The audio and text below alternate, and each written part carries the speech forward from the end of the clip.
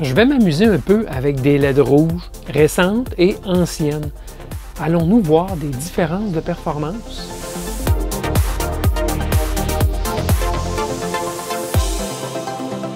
Bidouilleuse, bidouilleur, salut! Avec les années, j'ai cru constater une augmentation de la luminosité des diodes électroluminescentes, les fameuses LED, ou DEL en français. Mais je n'ai jamais vraiment fait d'essai pour confirmer cette augmentation de performance des LED. Et là, je ne parle pas des LED d'éclairage exotiques, là, très modernes, ou des diodes laser. Je parle uniquement des bonnes vieilles LED rouges, là, du type très commun, utilisé pour indiquer un état allumé-éteint, ou comme voyant d'alarme. Le genre de diode, le genre de LED, à 1 $ le sac de 100. Donc, aujourd'hui, je vais mettre à l'essai plusieurs diodes rouges de générations différentes, même des générations des années 70 jusqu'à aujourd'hui, pour voir si c'est effectivement le cas, que la brillance a augmenté avec les années, et de combien. J'ai bien l'impression qu'il va y avoir de grosses différences.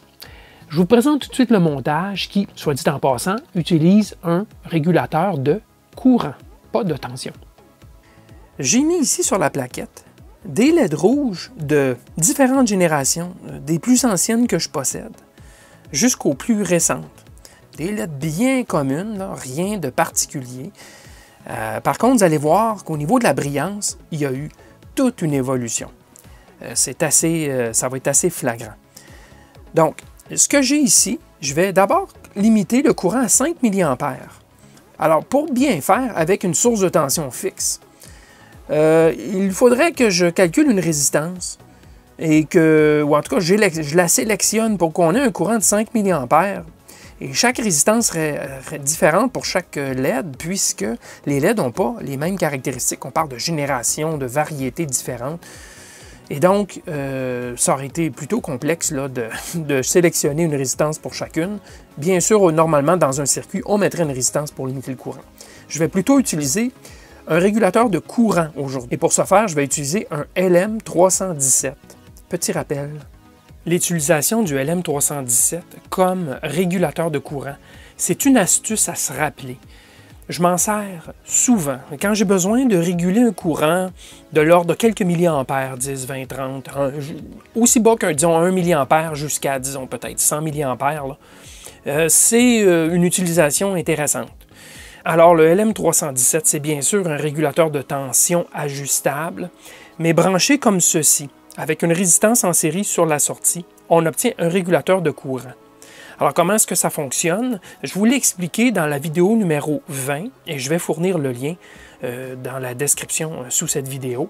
Mais essentiellement, en mettant une résistance ici en série sur la sortie, le régulateur va toujours travailler à maintenir 1,25 volts, qui est sa tension de référence interne. Il va toujours travailler pour maintenir 1,25 volts entre sa broche de sortie, output, et sa broche d'ajustement.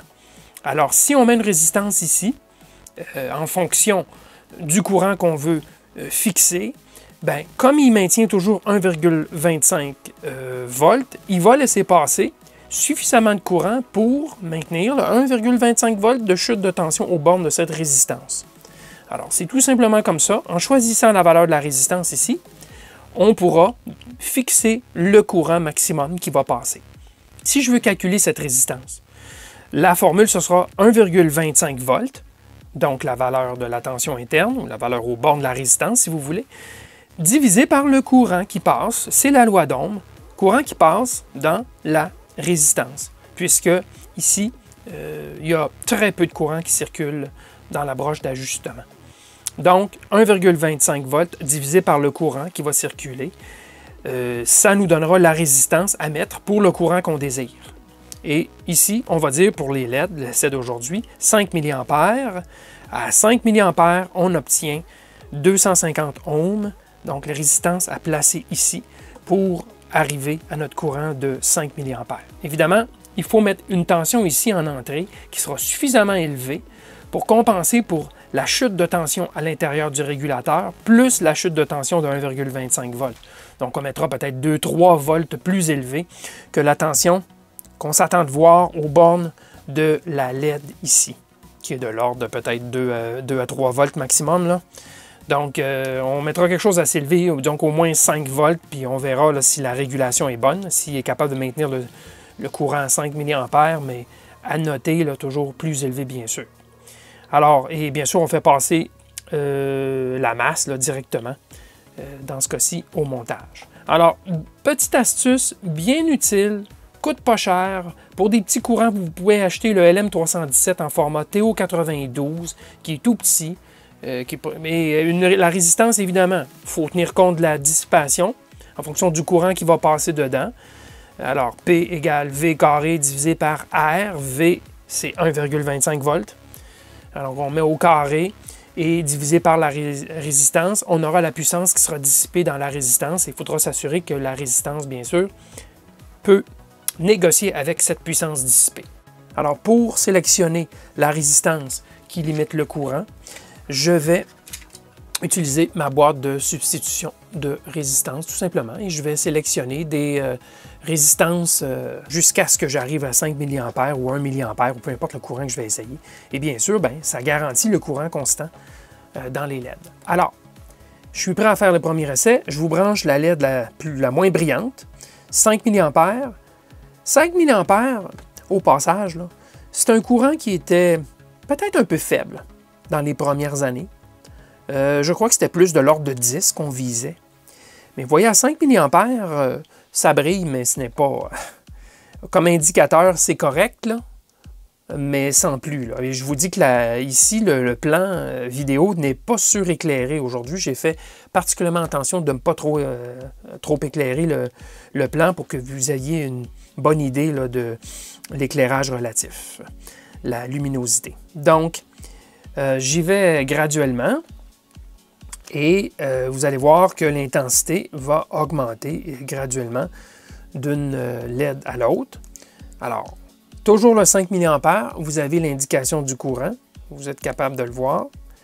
Et vous voyez là que plus on s'approche, plus ça devient brillant. Vous voyez qu'il y a des lentilles claires, il y a des lentilles rouges opaques, il y a des lentilles opaques claires aussi. Il y a des lentilles translucides. Là, regardez à 5 mA, regardez-moi le halo autour que la caméra fait sur mes doigts. C'est presque comme un effet de laser, tellement que c'est puissant. Et ce n'est pas une diode très particulière.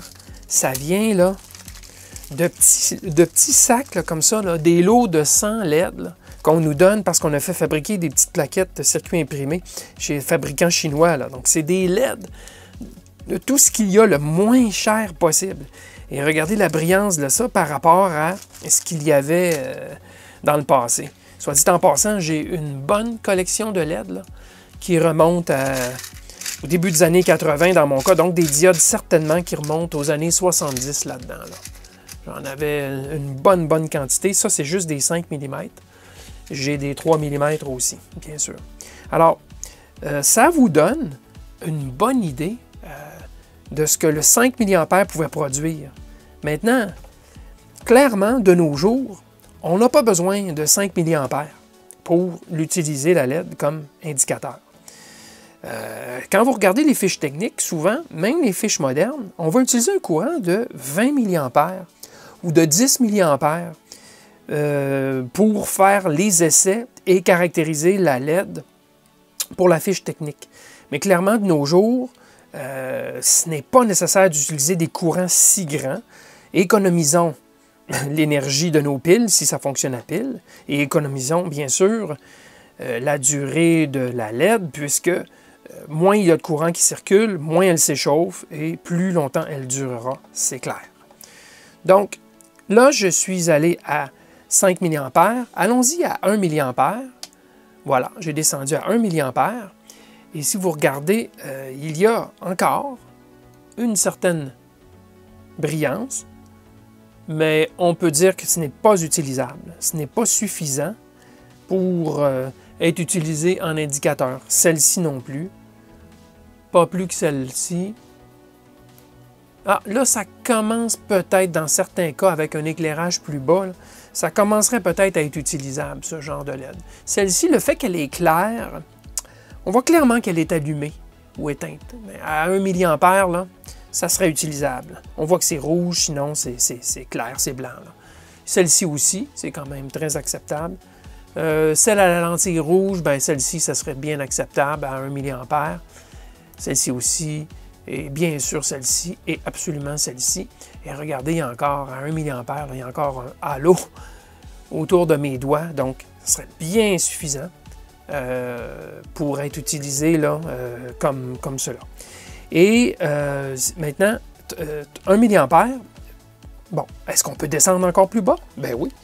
Le plus bas que le LM317 peut réguler, là, compte tenu de sa configuration interne, c'est quoi? 350 mA, là, vous l'avez ici. 350 microampères, je dois dire, pas milliampères.